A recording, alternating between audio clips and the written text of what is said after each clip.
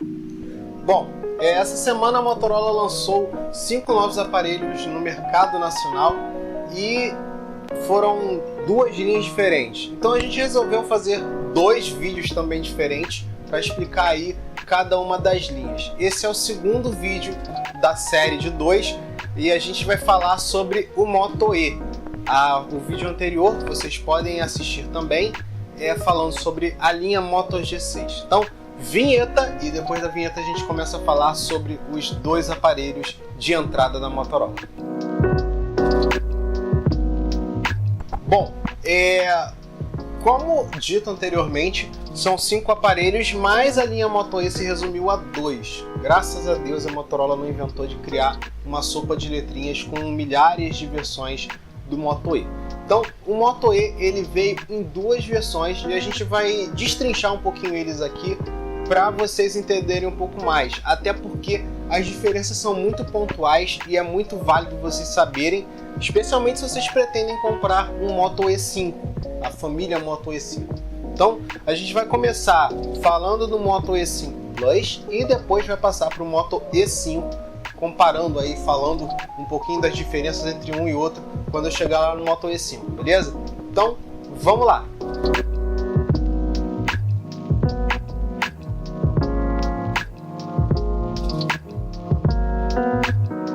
O Moto E5 Plus ele foi lançado com o processador Qualcomm Snapdragon 425.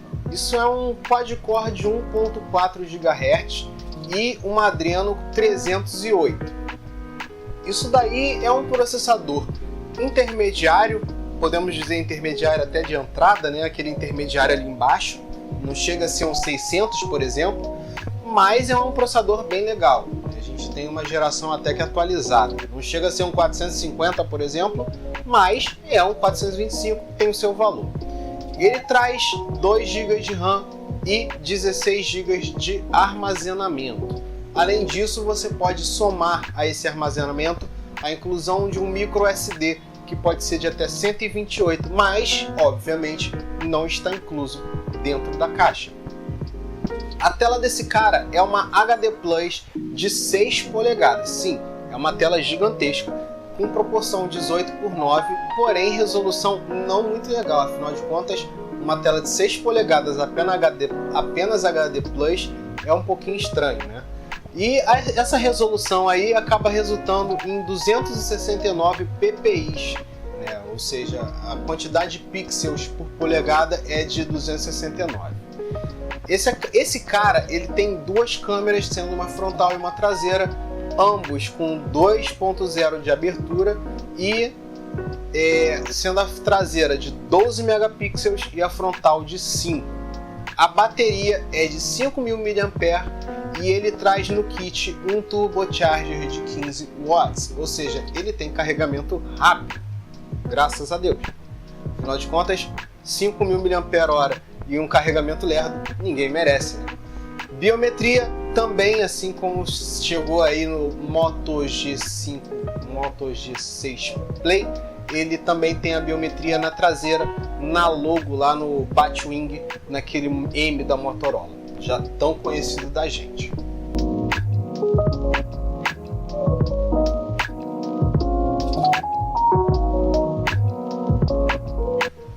Bom, o Moto E5 ele vem também com o mesmo processador, o mesmo GPU, a mesma quantidade de RAM e o mesmo armazenamento. Sim, e a mesma quantidade a mesma possibilidade de microSD. Então, a gente tem um Snapdragon 425, que é um quad-core de 1.4, Adreno 308, 2 GB de RAM e 16 GB de armazenamento, mais a possibilidade de um micro SD de até 128. Ou seja, o principal do aparelho ali em cima, a gente tem basicamente a mesma coisa, né? O que faz o desempenho do cara acontecer tá ali na mesma. A gente tem diferença na tela, que passa de uma tela de 6 polegadas para uma 6 polegadas para uma 5.7, também HD Plus, também 18:9. Porém, como ela encolheu um pouco, a gente tem uma melhoria no PPI. Ela passa de 269 no Plus para 283, ou seja, a gente tem um pouquinho mais de qualidade na tela em comparação ao irmão maior. Óbvio, como eu já falei aqui em outro vídeo, esticou a tela, a quantidade de PPIs diminuiu. Isso se você não tiver uma alteração na qualidade da tela, né? Passar, por exemplo, uma Full HD, uma 2K, uma 4K. Tá? Então fica essa observação. Esse cara também tem duas câmeras, uma frontal e uma traseira. A traseira de 13 megapixels com abertura de 2.0 e uma frontal de 5 megapixels com abertura de 2.2. Ou seja, a câmera traseira dele é melhor do que a do Plus, porém a frontal é um pouco diferente porque ele tem uma abertura um pouco menor, né? Uma abertura de lente. Obviamente a gente não sabe se os sensores são equivalentes. Pode ser que em números sejam melhores, mas o sensor pode ser mais fraco. Então isso é uma observação que a gente só consegue ter num comparativo e provavelmente meus colegas ou até eu mesmo teremos a oportunidade de comparar os dois para dar uma noção melhor para vocês nesse aspecto. Já a bateria é de 4.000 mAh, ou seja, 1.000 mAh a menos em comparação ao Plus. E, diga-se de passagem, ele não traz o turbocharger de 15 watts dentro da caixa, ou seja, vai ter carregamento lerdo sim, amiguinho, pode confiar. A biometria também é na traseira e o Android que vem embarcado nesse aparelho é o Android 8.0, vulgo Android Oreo.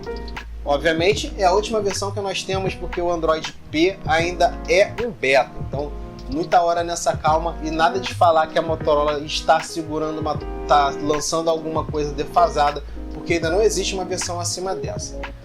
Por sinal, diga-se de passagem, vamos lá botar primeiro os specs resumidos aqui na tela. Como vocês podem ver aí, poucas diferenças entre um e outro, né? E esses aparelhos eles não tiveram preços revelados ainda ou data de disponibilidade. Então, se você está interessado nesse aparelho e não está achando, não se preocupa, é isso mesmo, ele só foi anunciado, não foi disponibilizado. Sobre a atualização, voltando aí ao ponto do Android que vem embarcado, como eu disse, ele vem com Android Oreo e não com Android P, porque o P ainda é um beta, mas existiu um rumor aí de alguns sites dizendo que esse cara não vai receber atualizações, ou pelo menos a Motorola não confirmou.